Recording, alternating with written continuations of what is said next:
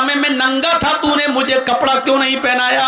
बंदा कहेगा अल्लाह तू तो सबको कपड़े पहनाता, तू कैसे नंगा हो सकता है? हाय अल्लाह तुझे कौन कपड़ा पहना सकता है? तो अल्लाह कहेगा दुनिया में मेरा फला बंदा नंगा था, उसके पास पहनने को कपड़े नहीं थे, अगर तूने उसकी मदद की होती, उसको कपड़ा पहनाया होता तो तू मुझे उसके पास पाता, यानी मैं तेरी मदद करता।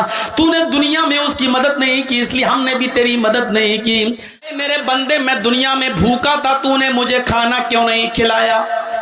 आए मेरे बंदे दुनिया में मैं भूखा था, तूने मुझे खाना क्यों नहीं खिलाया? बंदा कहेगा आय अल्लाह तू कैसे भूखा रह सकता है? आय अल्लाह तू तो खाता ही नहीं है, फिर तुझे कौन खिलाए? तू तो खाता नहीं है। तो अल्लाह कहेगा मेरे बंदे दुनिया में मेरा फला बंदा भूखा था, अगर तूने उसको खिलाया होता तो तू मुझे उसके पास पाता, यानी मैं तेरी मदद करता। अगर तूने किसी भूखे को खिलाया होता तो मैं भी तेरी मदद। हमने कहा अच्छा ठीक है चलो तुम्हारा शौहर ऐसा हो जाएगा, तुम क्या चाहते हो? क्या यही चाहती हो? हमने कहा नाम बताओ तुम्हारा। कैसा मौलवी है? हमने क्यों क्या हुआ? नाम लूंगी अपने शौहर का। क्यों? अरे नाम लेने से तो तलाक हो जाएगी। हमारे बड़े बड़े मौलाना कहते हैं कि पत्नी को पति का नाम नहीं लेना चाहिए। चेंज कर सकता था, बदल सकता था, उसके हाथ में था, लेकिन ऐसा नहीं किया। लेकिन ताज्जुब यहां है, बनाने के बाद वो खुद अपने घर में लगाता। बनाया भी उसने, रंगा भी उसने, क्लीन भी उसने किया, सफाई भी उसने की, और अपनी जगह से हटाकर जिस जगह रखना चाहिए उस जगह भी वो उठकर खुद नहीं गई मूर्ति, बल्कि इसने अपने हाथ से वहां स्थापित की है। और लगाने के बाद अगरबत्ती भी वही जला रहा है, और उसके बाद श्री गणेशाय नमः उसी के सामने अपना सर भी झुका रहा है। ये हमारी जो है सोच, ये चीज चेंज होनी चाहिए। बनाया भी हमने, कलर भी हमने किया। मैं मानता हूं ऋग्वेद में है मिट्टी की बनी हुई मूर्ति की पूजा करो, और जहां जहां लफ्ज पूजा ईश्वर के साथ आया है वहां इबादत है, और जहां ईश्वर के अलावा किसी और के साथ आया है, एक उसूल याद रखना, वेदों में, पुराणों में, उपनिषदों में जहां जहां ईश्वर के साथ पूजा आया वहां उससे मतलब मुराद क्या है? इबादत। और ईश्वर के अलावा, अल्लाह के अलावा किसी इंसान के साथ पूजा का लफ्ज आया तो वहां उसका मतलब क्या होगा? सेवा, खिदमत। जैसे ईश्वर की पूजा करो तो इसका मतलब होगा अल्लाह की इबादत करो। और फिर उसी वेद में आया है अपने बाप की, मात्र पिता की पूजा करो, अपने माँ बाप की पूजा करो, तो इसका मतलब क्या होगा? अपने माँ बाप की खिदमत करो, सेवा करो। यहाँ पूजा का मतलब इबादत नहीं होगा, क्योंकि हिंदू धर्म भी इबादत डबल डबल नहीं मानता, एक ही की इबादत मानता है। तो ईश्वर के साथ जब पूजा का लफ्ज बोला जाएगा तो इबादत, और ईश्वर के अलावा किसी और के साथ बोला जाएगा तो उसका मतलब क्या होगा? सेवा, खिदमत। इस चीज को, इस उसूल को आप याद रखिएगा। अब चलिए और देखिए क्या लिखा है, मिट्टी की बनी हुई मूर्ति की पूजा करो। इसका मतलब क्या हुआ? अब मिट्टी की बनी हुई मूर्ति से मुराद हमारे हिंदू भाइयों ने क्या समझा? जो हम लोग बनाते हैं वो मूर्ति है। नहीं, मिट्टी की बनी हुई मूर्ति जिसको हमने बनाया, हाय हाय हाय, ये भी वेद में लिखा है, मिट्टी की उस मूर्ति की पूजा करो जिसको हमने बनाया। ईश्वर कह रहा, अल्लाह कह रहा है ऋग्वेद में, हिंदू के धर्म के मुताबिक क्या कह रहा है? उस मिट्टी की मूर्ति की पूजा करो जिसको हमने बनाया है। तो ईश्वर ने मिट्टी की कौन सी मूर्ति बनाई है? हाँ, हजरत आदम अलैहिस्सलातु वस्सलाम को उसने किससे बनाया? मिट्टी से। और फिर उसके अंदर क्या डाली? रूह डाली। हम और आप किससे बने हैं? मिट्टी से।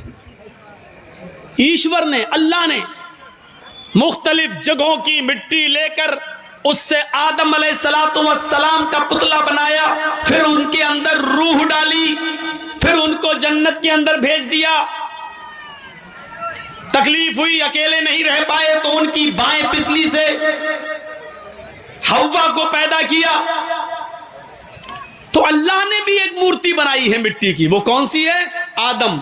और आदम से कौन बना है? आदमी, इंसान। तो अब अब इस मंत्र का तर्जुमा क्या होगा?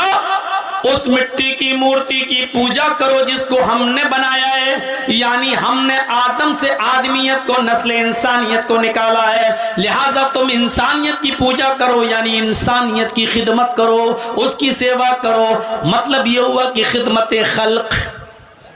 कोई बीमार है उसको हॉस्पिटल तक ले जाओ, कोई गरीब है उसके इलाज के लिए पैसा नहीं है तो तुम उसकी मदद करो, कोई बेचारा जान जा रही है, मरा जा रहा है, उसके मायार के मुताबिक उसको ब्लड नहीं मिल पा रहा है, उसका ब्लड ग्रुप तुम्हारे ब्लड ग्रुप से मिलता है, तो ये मत देखो कि मरने वाला या जिसको जरूरत है वो हिंदू है या मुसलमान है या ईसाई है या सिख है, तो ऐसी परिस्थिति में तुम उसकी जान बचाने के लिए अपना ब्लड दे दो।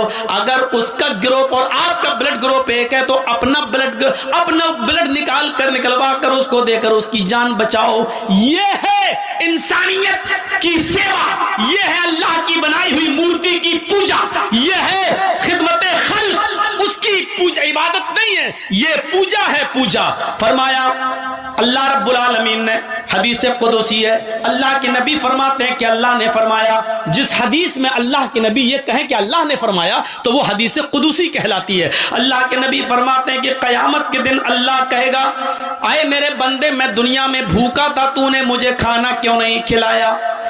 आए मेरे बंदे, दुनिया में मैं भूखा था, तूने मुझे खाना क्यों नहीं खिलाया? बंदा कहेगा, आए अल्लाह तू कैसे भूखा रह सकता है?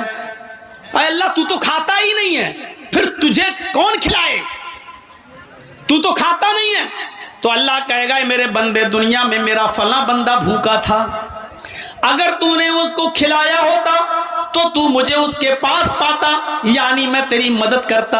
अगर तूने किसी भूखे को खिलाया होता तो मैं भी तेरी मदद करता। हाय मेरे बंदे, दुनिया में मैं नंगा था, तूने मुझे कपड़ा क्यों नहीं पहनाया? बंदा कहेगा, अल्लाह तू तो सबको कपड़े पहनाता, तू कैसे नंगा हो सकता है? हाय अल्लाह तुझे कौन कपड़ा पहना सकता है? तो अल्लाह कहेगा, दुनिया में मेरा फला बंदा नंगा था, उसके पास पहनने को कपड़े नहीं थे, अगर तूने उसकी मदद की होती, उसको कपड़ा पहनाया होता तो तू मुझे उसके पास पाता, यानी मैं तेरी मदद करता। तूने दुनिया में उसकी मदद नहीं की, इसलिए हमने भी तेरी मदद नहीं की। हाय मेरे बंदे, दुनिया में मेरा फला बंदा परेशान हाल था, अल्लाह कहेगा मैं दुनिया में परेशान था, गुमराही के रास्ते पे चल रहा था, मैं भटक रहा था, मैं गुमराह था, तूने मुझे रास्ता क्यों नहीं दिखाया? बंदा कहेगा, अल्लाह तू तो सबको हिदायत देता है, फिर तू गुमराह कैसे हो सकता है? अल्लाह कहेगा, दुनिया में मेरा फला बंदा गलत रास्ते पे चल रहा था, अगर तूने उसको सही रास्ता बताया होता, कुरान और हदीस का रास्ता, नबी का रास्ता, रसूल का रास्ता बताया होता तो तू मुझे उसके पास पाता, यानी मैं तेरी मदद करता। इस हदीस से पता चलता है कि खिदमत खल्क कितनी ज़रूरी है। लोगों की सेवा, लोगों की खिदमत इस्लाम का एक ज़बरदस्त रुकन है, इस्लाम का एक हिस्सा है। खिदमत खल्क किए बिना, लोगों की सेवा किए बिना हम पक्के सच्चे मुसलमान नहीं हो सकते। तो मिट्टी की बनाई हुई मूर्ति की पूजा का मतलब ये था, लेकिन हमारे हिंदू भाई उसको कहाँ ले गए, किस तरफ ले गए? हमें और आपको ये सोचना चाहिए। तो इस मंत्र को याद रखिए, एक ही मंत्र है सबका, एक ही दीन है सबका, और उसकी जीती जागती मिसालें अब मैं आपको दे रहा हूं। आइए कुरान खोलिए, सबसे पहले आपको कुरान खोलने के बाद जो सबसे पहले आयत मिलेगी वो आयत क्या होगी? बिस्मिल्लाहिर्रहमानिर्रहीम। आप ऋग्वेद खोलिए। जब आप वेद खोलेंगे तो आपको सबसे पहला मंत्र वेद में क्या मिलेगा? अग्निमीले। आप कुरान खोलिए, आप दूसरी आयत क्या पढ़ेंगे? अल्हम्दुलिल्लाहि रब्बिल आलमीन। आप वेद खोलिए, आप दूसरा मंत्र क्या पढ़ेंगे? महिदेवस्य सवितु परिष्टुति। आप कुरान खोलिए, तीसरी लाइन आप क्या पढ़ेंगे? वसुरुदयमाना। आप वेद खोलिए, तीसरी लाइन क्या पढ़ेंगे? बसुरदयमाना। आप कुरान खोलिए, तीसरी आयत आप क्या पढ़ेंगे? अर्रहमानिर रहीम।